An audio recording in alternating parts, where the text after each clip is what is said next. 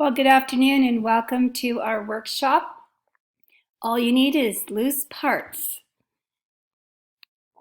My name is Liz McCaw and I'll be your host this afternoon.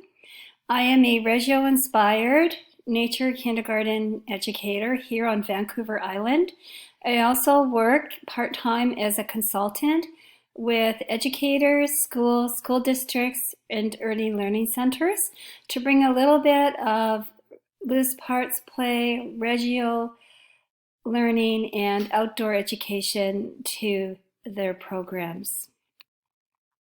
You don't need to take notes today because I provided a document for you to Kamloops, and they're happy to share that with you.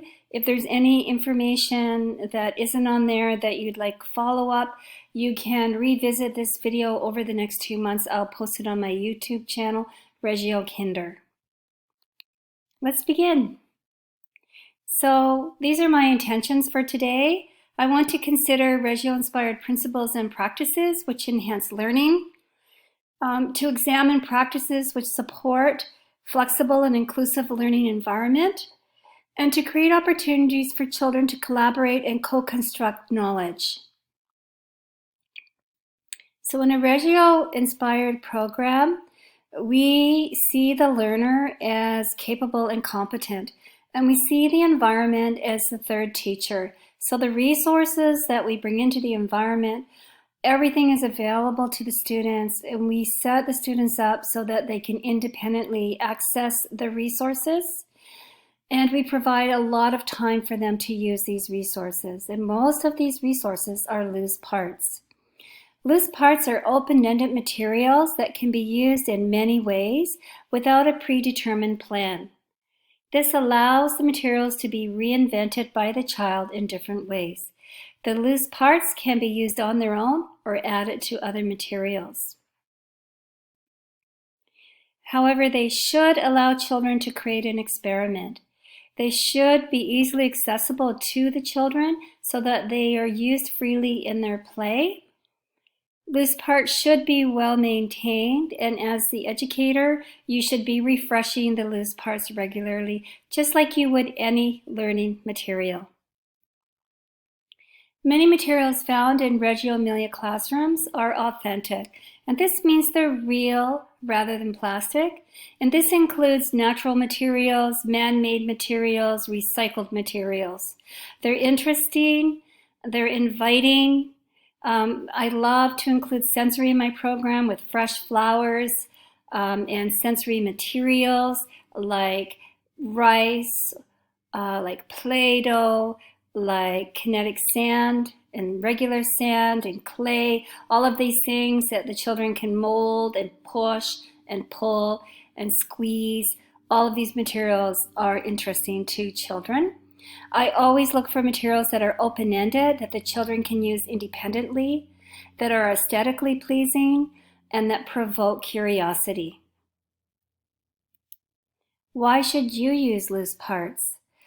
These loose parts are important materials in any early learning classroom. And as a matter of fact, on the cohort I'm working with this year includes teachers all the way up to grade 7 that are working on process learning with loose parts.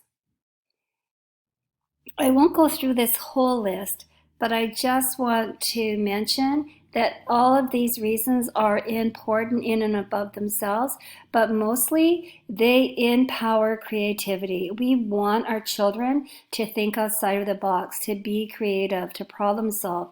And this is a very important skill that we know that they will need as they mature. As you're thinking about your program and adding loose parts to your program, these are some questions that you can ask yourself. What is my learning intention? How are these materials supporting the children? As you observe the children using the materials, what can you do to offer rich and engaging learning opportunities?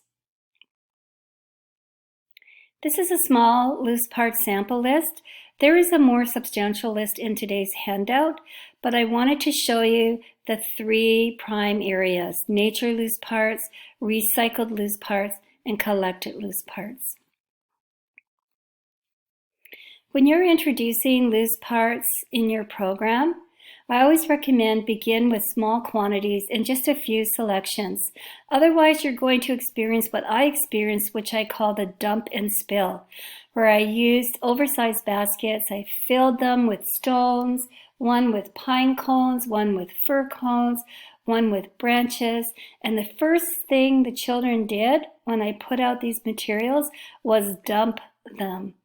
And then when it was time for cleanup, they were overwhelmed. It was just a huge task, and they didn't really know how to use the loose parts. So instead, I went back to my notes that I had made when I was in Reggio Emilia, and I realized that in those classrooms, they used small quantities of loose parts, and they had small containers to go with it. And these containers were just the right size for children to be able to carry around the room and move from one area to another and integrate into their play. I recommend using empty picture frames or mirrors to anchor their learning at the tables. And make sure that you model how to use, carry, and clean up with loose parts.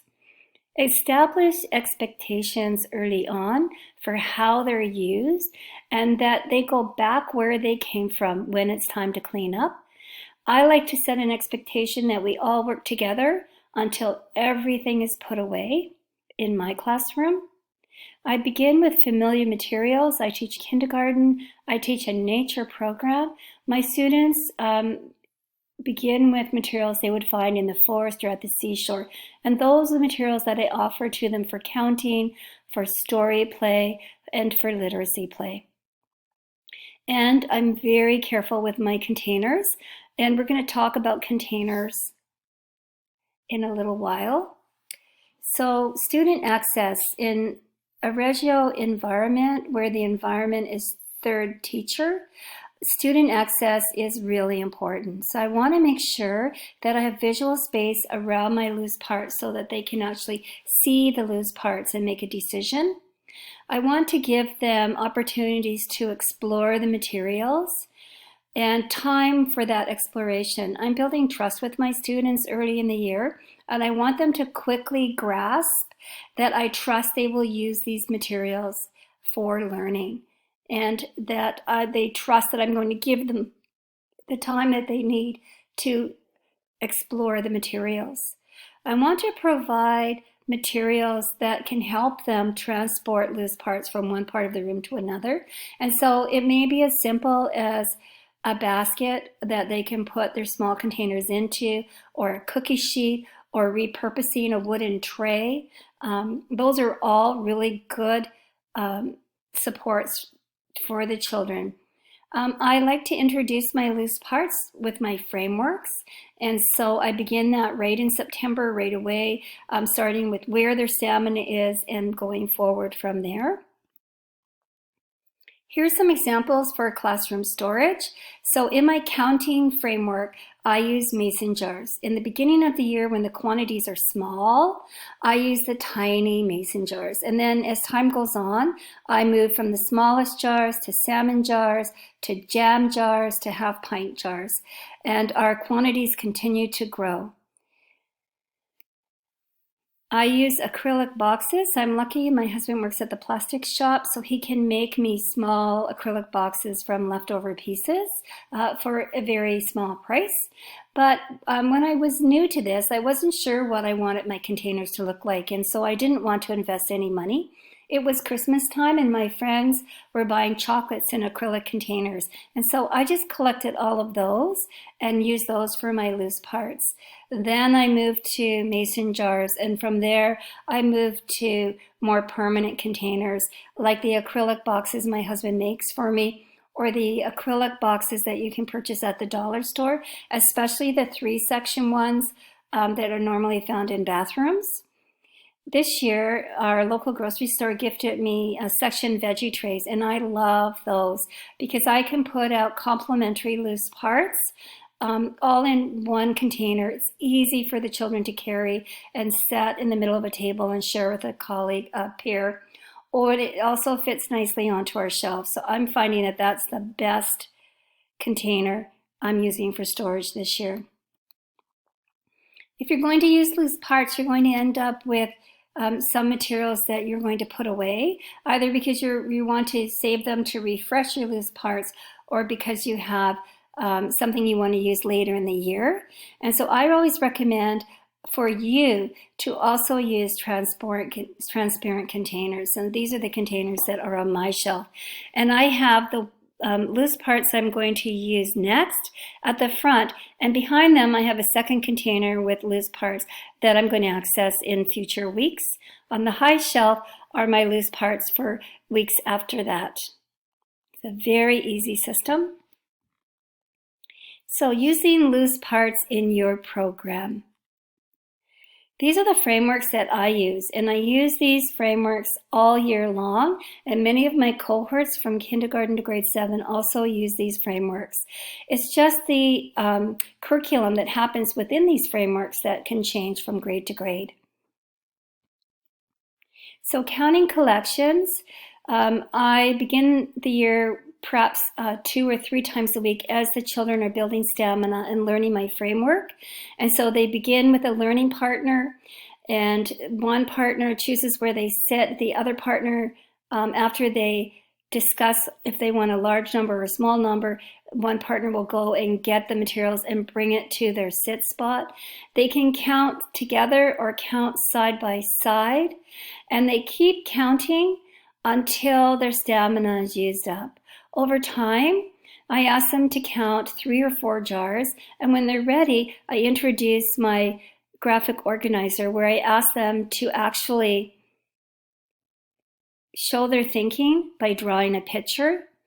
As the numbers get larger, I introduce tools like small paper plates, cardboard egg cartons, or paper tin frames. A popular one this year are these little tart tins from the dollar store. I have a whole workshop on counting collections, but that's the gist of it.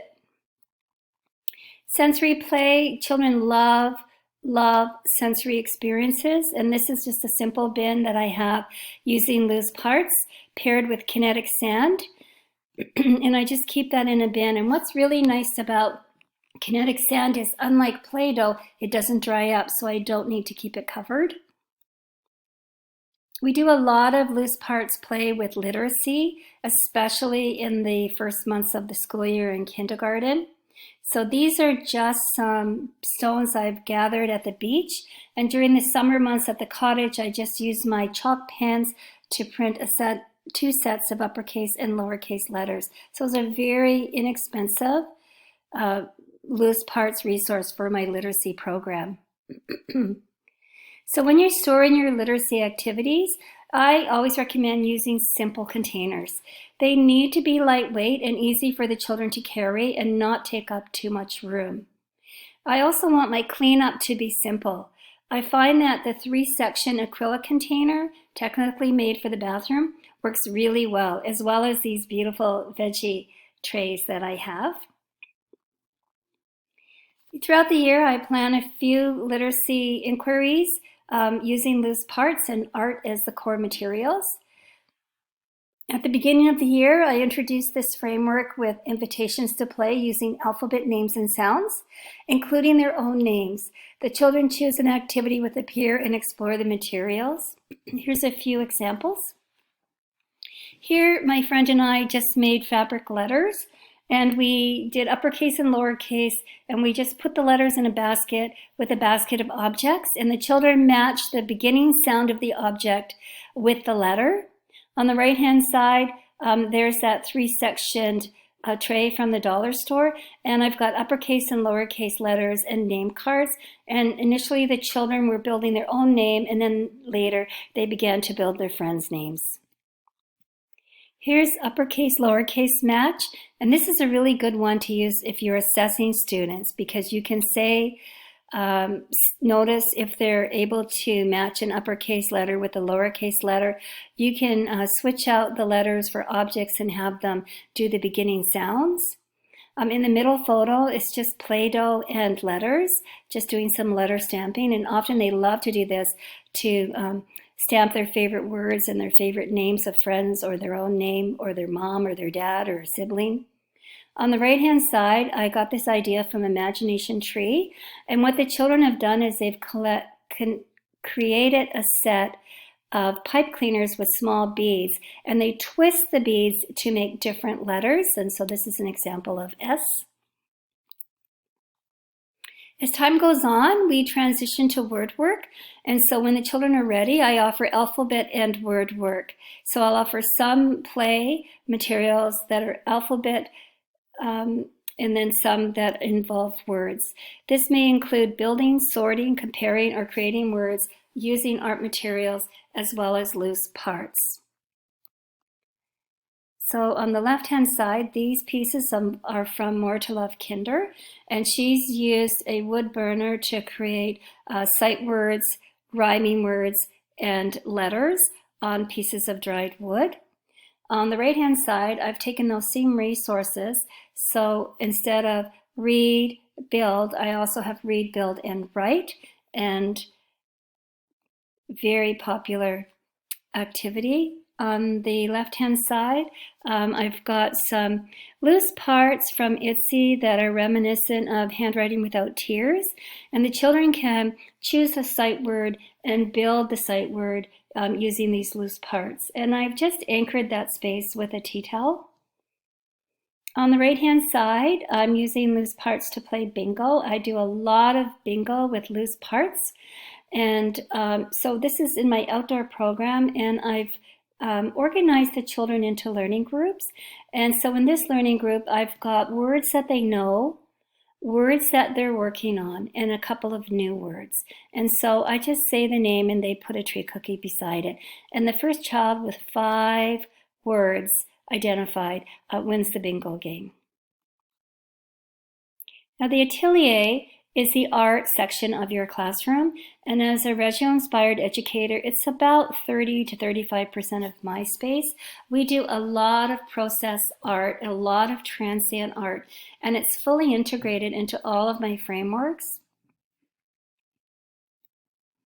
So Sally Howie is the author of Fairy Dust Teaching. This is an early learning blog, and you can get a subscription to her blog where she's got courses and publications, chat rooms, lots of opportunities for professional development at her blog all around early learning. But you could also just visit her blog and read some of her posts and learn from that. So she writes that the Atelier is a place for children to create, imagine, play, and construct. And when I think of my learning environment, that's what I hope to offer my students throughout my learning environment. So process art is where you're really focusing on the process of learning and the process of making something rather than the product itself. And to do this, you use open-ended materials. So what I did was I just put out an invitation for the children with some cardboard cut in the shape of a rainbow. And then I put out some loose parts in berry trays and a glue bottle. And the students decided what loose parts they would use to decorate their rainbow. The students decided that they wanted to go to this center and they wanted to use it. Some of them put away the glue bottle and got out a glue stick. And some of them shopped the Atelier for different loose parts that they could use on their rainbows. Here's another example. This is transient art. So transient art is still using loose parts, but without a product. And so here, the children have just shopped the veggie trays for loose parts, and I've cut out some eggs using some leftover cardboard, and the children are just using the loose parts to decorate. And some of their favorite are these lids here, and these are dry erase marker caps. And what the children did was we wrote a note to our staff letting them know that we were collecting these caps. They just love the colors. And we put a box outside our classroom door in the hall, and teachers would just send students down with these dried up dry erase markers, and my students would take the caps for the classroom play and put the markers in the recycling.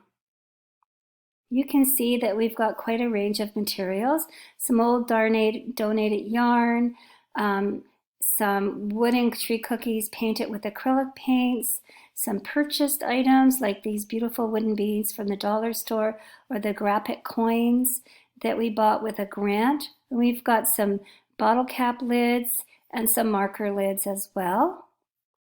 So there's quite a range of loose parts available to the students for transient art. Now, in Reggio Emilia, each classroom has a dedicated and well-stocked atelier. And for some, it may be just a corner of the room. It may be an adjacent room with a glass wall so the children can go into the atelier and come out.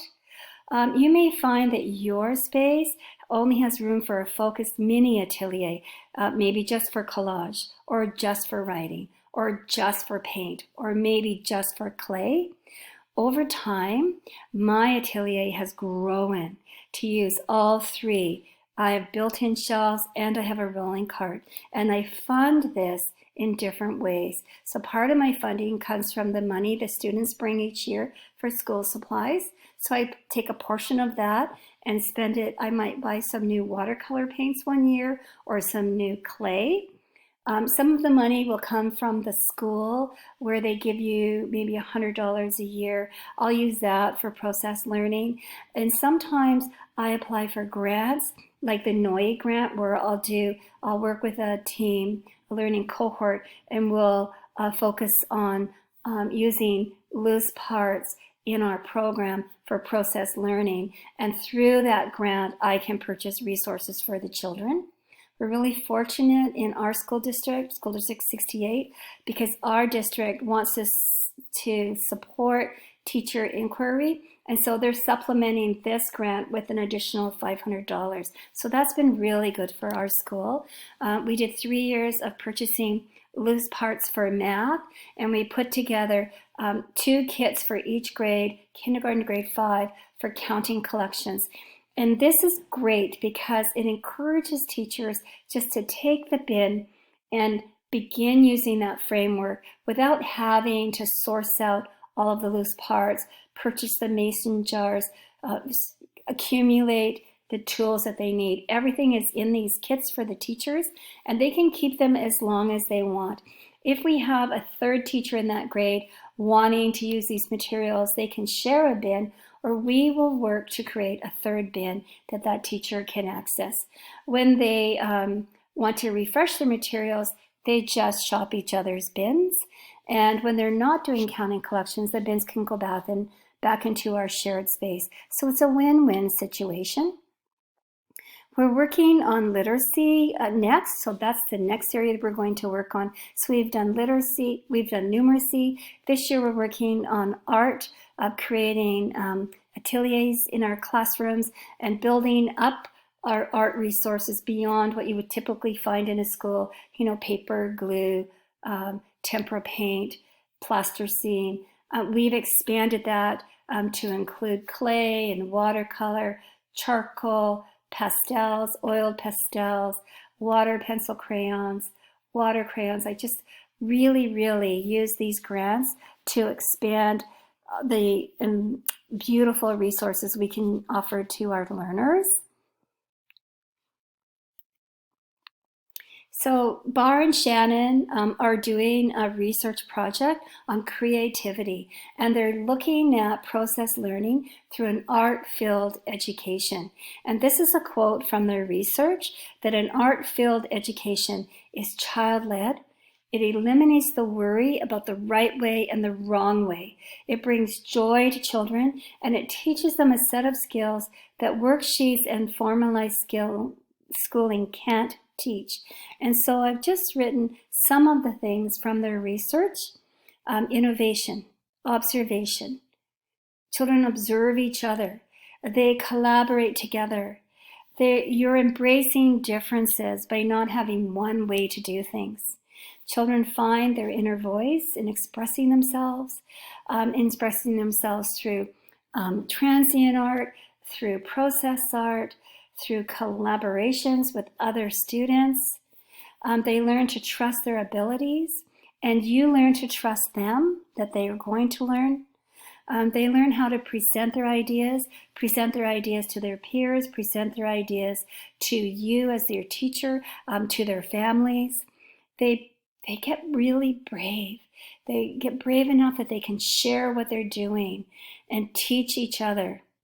And it breaks away from stereotypes. But what I love is that they're learning to take risks, that there's more than one way to approach something. The confidence it builds is amazing. This is an example from my classroom. So in the top left-hand corner, this is the part of my atelier where I have my watercolor paints. And so at this time, this was in the beginning of the year where they were learning how to use them. And all I've done is I've put my jars into a muffin tin. And it's just so it's easy for them to carry from the shelf to the table. And I've just got a tray where I displayed some shells. So in one basket, I have unpainted shells, and then I just have a piece of paper where they can put their painted shells. And it just invites them to come and paint some shells. Here's on the right-hand side, you can see this is some of the work that the children did. And later, you're going to see a display that has some of these beautiful shells that the children painted. Cardboard, I love using cardboard in my program because it's free and it's always around. So all we did here was we put out a table with some toilet paper rolls. Some of them were cut up, some of them weren't. Some egg cartons, some cut up, some weren't. Some complementary color of paints, some cardboard that was packaging, and some scissors. And we just let the children paint and organize them. And we were working on kindness, and they decided they wanted to do a heart. On the right-hand side, they're still exploring watercolor paints, and this was on the light table. And so we just put a piece of clear plastic and then a piece of light white paper, and then they just did some stamping and then painted around what they stamped with the watercolor paints. On the left-hand side, they were exploring watercolor pencils, and so they were drawing like little circles with the watercolor pencils. And then we had these little misting bottles. We put a little bit of watercolor in them, and they just misted their paper and watched all the colors blend together.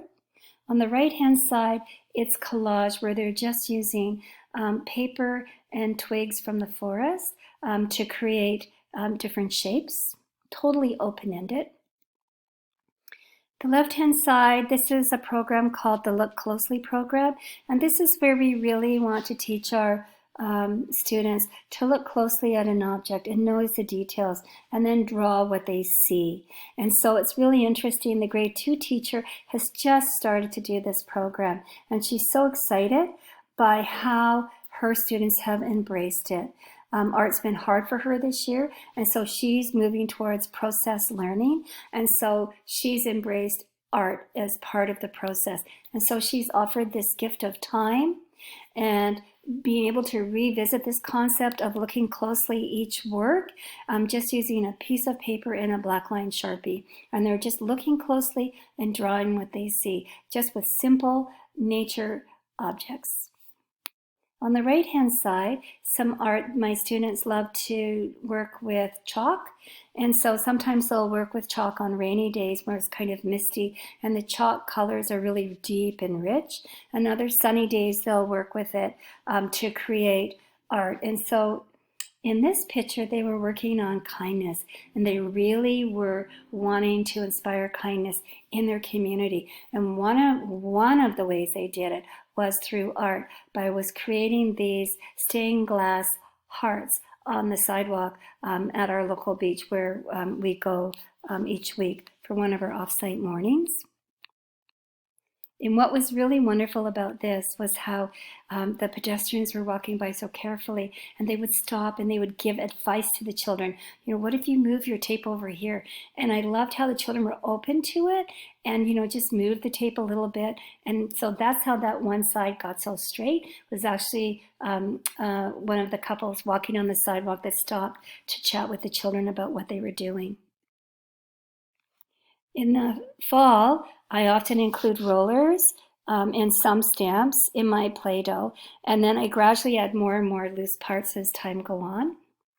So here they were using just different fall colored sticks, toothpicks and colored stir sticks. And then on the right hand side, it's even more open-ended. We've taken away the rollers and we've added some jewels and some shells and some sea glass, some driftwood, and more of those coffee sticks. So here's the display that I was talking about, and you can see that that shell that the child was painting has been on display. So when you set up your atelier, you have to plan for display, because displaying children's art shows them that you value what they do. And so I have different kinds of display. I have an empty wall, and the children can use painter's tape to stick their art to the wall. They can stick their art to the sides of bookshelves or the front of doors. I have a alder tree branch that I found when I was out in the forest one day on the ground. So I brought that in, and it stands in a jar of gravel, and they just decorate it with their small loose part art projects. I also have a clothesline in the hall, so if they make something, they may want to put it on display for a few days in the hall and then take it home. And I also have an art gallery with about 8 empty picture frames, and they can choose to put their art in the art gallery, and it'll stay there maybe for 3 to 4 weeks, so it's a longer display. We were lucky this year because we found a hallway board that wasn't being used by anyone, and so we've been using that to display some of the murals that they love to make, the cooperative and collaborative art, the bigger pieces. And so right now they're working on a spring mural. They were inspired by the flowers they were building using loose parts for measurement with our student teacher. And so they decided that they wanted to do a spring mural with those flowers made from finger painting. And they've added some birds and some butterflies and caterpillars. And now they've decided that they're going to measure the flowers using Unifix cubes. So they have a stack of Unifix cubes, and they're just going to stand on a ladder and measure their flowers and then write the number, how many Unifix cubes tall it is. So story play is a really important framework in kindergarten, and one of the reasons is because you're building on what the children already know. All children have some sense of story when they come to school. Now, they may have more than others, but they all have some, and they understand what story is. And so by offering them opportunities to use loose parts to represent their ideas during story play, it's a very positive experience for them. I start the year with a small amount of time. So here's my framework. And I learned about this framework from the Opal School, which was a Reggio preschool to grade 5 school in Portland that recently closed. And they had an excellent blog, and you could subscribe as a member and do workshops with them and watch their videos. And they do have a few videos on YouTube if you Google Opal School. And so you introduce story play by modeling it using loose parts. You can use cork as the characters. You could use bark as a bridge. You could use a piece of blue fabric as a pond. So you're really offering loose parts while you're doing this. You build their stamina by gradually expanding the story play time.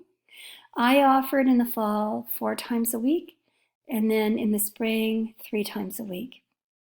Your job while they're doing story play is to observe, circulate, ask questions, invite children to tell you their story, focusing on beginning, middle, and end. You can record video, you can listen, you can document, you can pair story play with story workshop. And so I do writing workshop in my program. At the Opal School, they do story workshop. So they ask their students, when you're finished using loose parts, go and get a clipboard and draw and write your story. I don't do that in kindergarten. but I know that our grade 2 teacher has begun to do that, where she's partnered story play with story workshop, and they do it back to back, and she's experimenting with that. We want to provide time for congress whenever children are working on stories. Just like you do in writing workshop with author chair, you're going to offer opportunities for them to tell their stories to you and to each other. You may video their stories and show that to the class or share it with their families. I scribe for my younger children, so as I'm circulating, I may say to them, "Are you ready to tell me your story?" And they'll say yes, or they'll say, "Come back later." Or I may be observing some children, and they'll come and they'll say from another table, "I'm ready to tell you my story." And so then that's my job. And I use all of that information to make decisions about whether I need to refresh the materials, if I need to work with certain students, if the amount of time I'm offering them is long enough or too long. And so that's a lot of information that I'm learning. I might listen to the language that's being developed or the sense of story, and I might set a learning intention. So what is it specifically I want to learn today about this small group of students? And I might do a focused observation. So here's a suggested structure. It's just one way to do it. There are, really so many ways. So I like to have in the fall storytelling baskets where we've read the story, The Three Little Pigs, and then I put the book with some props, 3 pigs, a little bridge, maybe some fabric for water. So it's a combination of storytelling pieces and loose parts. I'll put those in a basket, and then the children can use those baskets during story play, but also during quiet play or exploration play. They're always available. I might also, at the same time on the shelf next to it, I'll put up some small containers, maybe some berry baskets with some buttons and one with cork, maybe one with jewels, maybe blue jewels that could be water. I might put, it's just hard to think off the top of my head, some peg people, some flowers, some leaves, just to give those to the children as a starting point.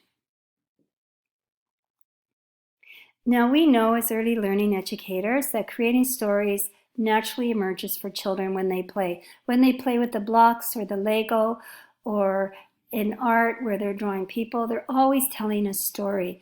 We want to provide experiences for these children to continue to build their knowledge and understanding of story. And alongside this growth, we're also strengthening oral language. And we know how important oral language is for these early readers. So here's some important elements for you to remember. Ample use of a variety of materials. Regularly scheduled time to play with loose parts and develop those rich stories.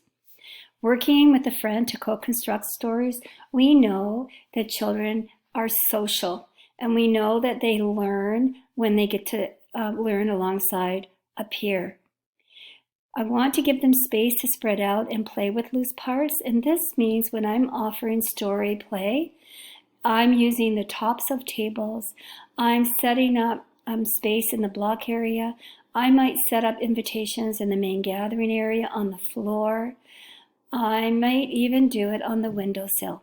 So I'm spreading the children out around the room so that there's a low buzz as their conversation happens, but they're not intruding on each other's space as they spread out the materials to create their stories.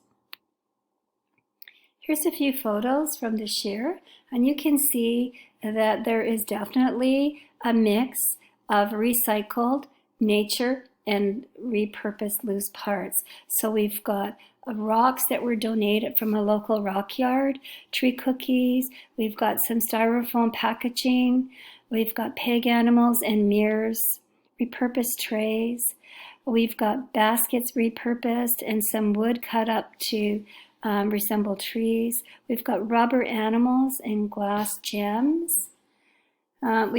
Here we were doing an inquiry on family, and so we took some of the pets that the children had talked about and integrated them into story play.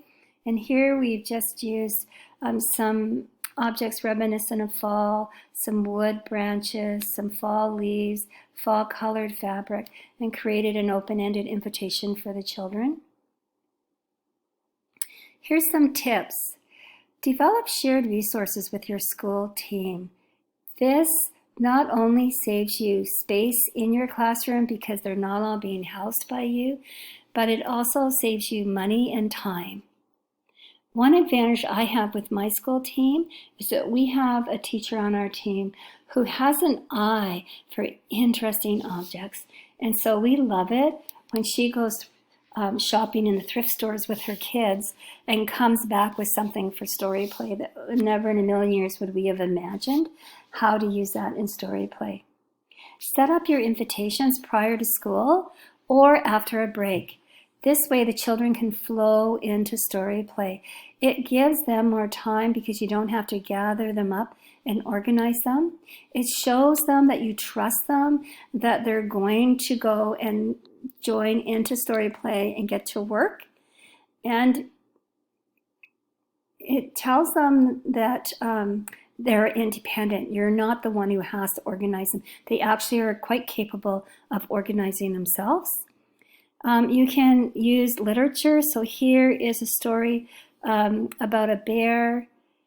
Here's one about a hummingbird and a fire. And then this one, they're just retelling a fall story, Grandfather Bear.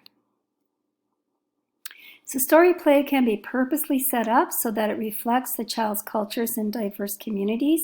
I've got a lot of communities in my classroom. So things that are important to the children, like pets, like forest animals, like eagles, things that are interesting to them, those things find their way into our story play baskets. So we'll move on to another framework, which is math play or math exploration. This can be done indoors or outdoors. And so in this example, this is from the fall, where I'm preparing my students to work off-site by using my frameworks outdoors.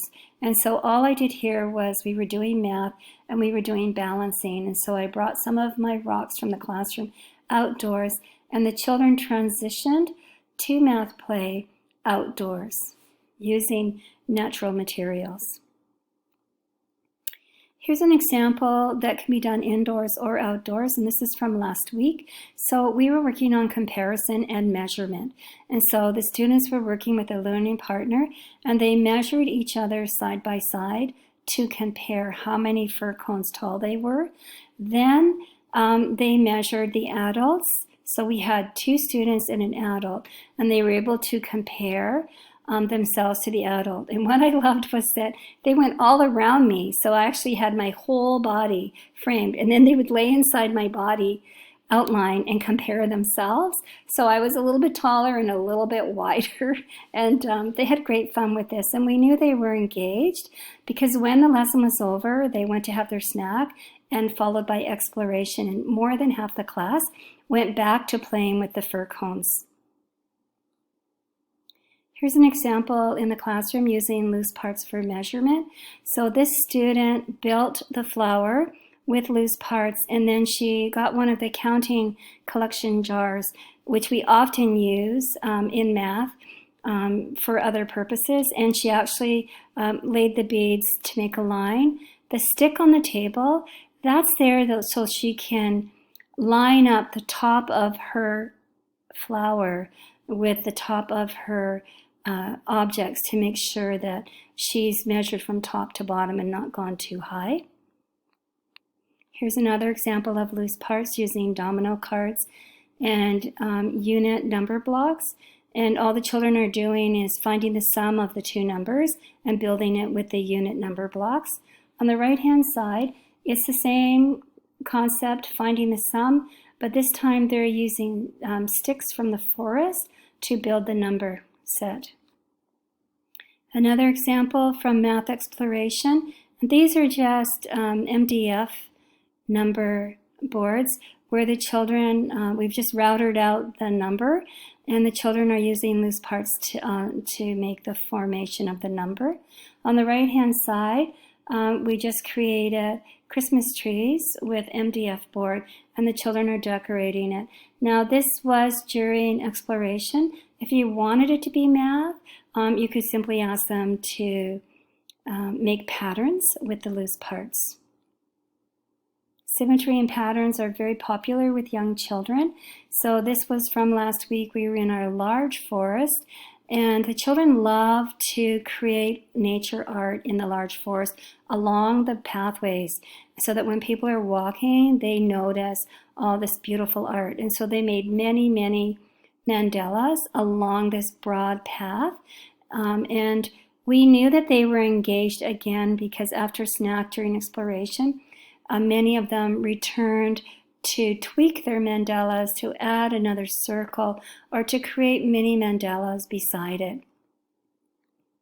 This is a sorting activity that we did last week also, and these students were working on balance and weight. And so one partner had a large heavy stone in one hand and an empty hand, and his learning partner, kept placing things in his hand, and he would use his body as a balance to decide, is it as heavy as my stone? Is it heavier than my stone, or is it lighter? And then they would just sort the objects into these colored hoops, and then look and notice, geez, all these smaller pieces are bigger than my stone, but weigh less. And all these big, thick pieces of wood and stones are all bigger than my stone, or the same size as my stone, but heavier.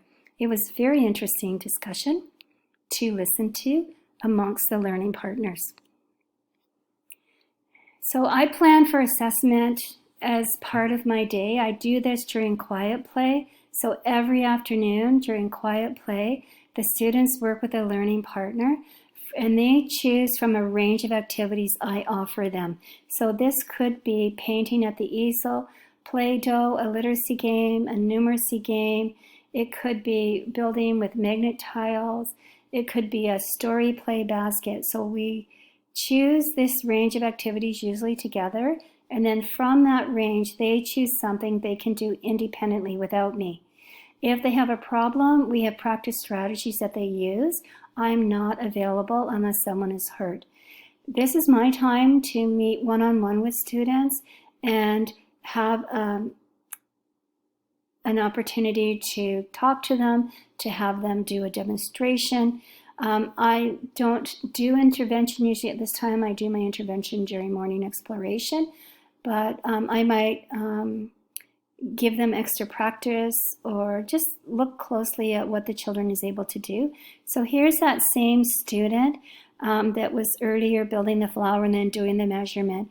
And so she was doing it for me. So she built a flower and then she counted how many buttons tall it is. She was able to put them side by side and measure from top to bottom. So I learned a lot by just observing her. Then I'm able to take a picture. I can upload it to her e-portfolio. I can write down her voice, what she thought about her math, and I can also tell the parents what I observed.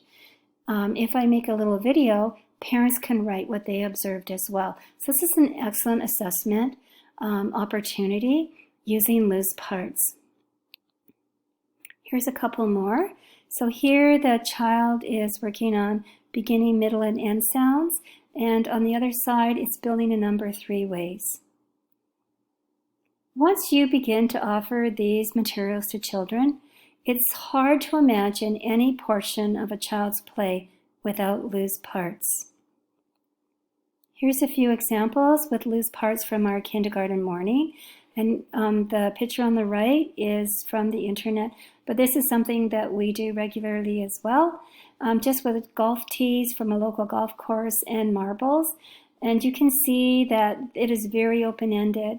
This could be offered during math exploration, quiet play, or morning exploration. This was offered to the children during math exploration. We had a basket of loose parts, some fresh Play-Doh, some numbers, and some leaves that were from a plant that had was ready to be composted. And so we just took the leaves and composted the flowers and then added it to our loose parts plate. I love this one. This is called the birthday wall, but it's also a math wall. And this doesn't need to be the first letter of their name. It could actually be something else, like one of those small canvas frames from the dollar store. In Reggio, we love to offer art to our children in many different ways. And so on their birthday week, the children choose a color to paint their letter. They paint their letter and then they choose from the birthday loose parts basket and they decorate their letter. And I like to put this really where the children gather so that they can notice changes, and they do. So this year it's in their cubbies, and so I'll hear them talking and they'll say, there are 2 friends with light blue letters and only 1 friend with pink. I'm going to do pink on my birthday. Or Hudson hasn't had his birthday yet. His letter isn't painted yet. I wonder when his birthday is. Or we have 3 people with the letter A in their name. So there's lots of math talk that naturally happens amongst the children.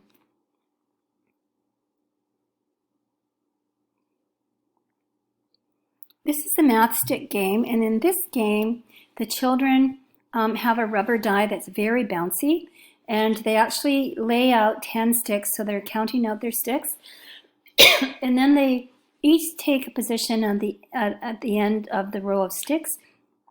They take turns rolling a die, and whatever number they get, they move towards themselves, and the end of the game is when one player has all 10 sticks. I love this one. This one was just loose parts that we had out on the tables. And this student on the right-hand side was telling me that in the summer he was really missing his friends. So his parents invited 2 families to come over to their backyard. And they sat in their family groups and they watched a movie together. And so he was just telling me what a great solution that was to his loneliness, and he just loved his parents for doing that. Here's Ben retelling the story Tiki Tiki Tembo, and he decided instead of drawing it that he would go into the atelier and he would actually use loose parts in the atelier to show his retelling of the story. And this is an example earlier where I mentioned the children have the autonomy to use the dry erase, the painter's tape to hang their art. And so here what they've done is they've just repurposed some wooden boxes to use as picture frames. And then the branch above it, that also was created by the students, and most of this was gathered on the weekends with their families. And they would just bring a nature item and we would tie it onto the stick to decorate the classroom and bring some of the outdoors indoors. Here's a couple of more examples. On the left-hand side, they're playing Race to 20. And so we do this with dice.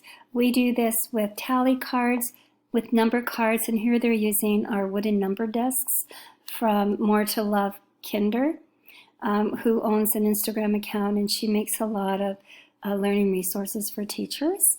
And they're using loose parts as the tokens to cover their spaces. On the right-hand side, the children soaked the beads in clay to soften the colors, and then they use them to build sculptures. And so they've got stamps, clay, wire, and then these beautiful soft colored beads that they soaked. This is an activity we love to do in our outdoor program, and the children have an egg carton and they just fill the egg carton with objects from the forest floor or from the beach, and then they sit down with their learning partner and they talk about their discoveries. Sometimes, pardon me, they'll bring these back to the classroom and they'll use these nature loose parts in the afternoon to create a nature art picture. So maybe the leaf will become a person and the bark will become a tree, and they'll just use them with some glue to create a piece of art to take home. Here's another invitation for beading in the fall. We're working with the number 5, and so the children have this invitation. They can stand and they can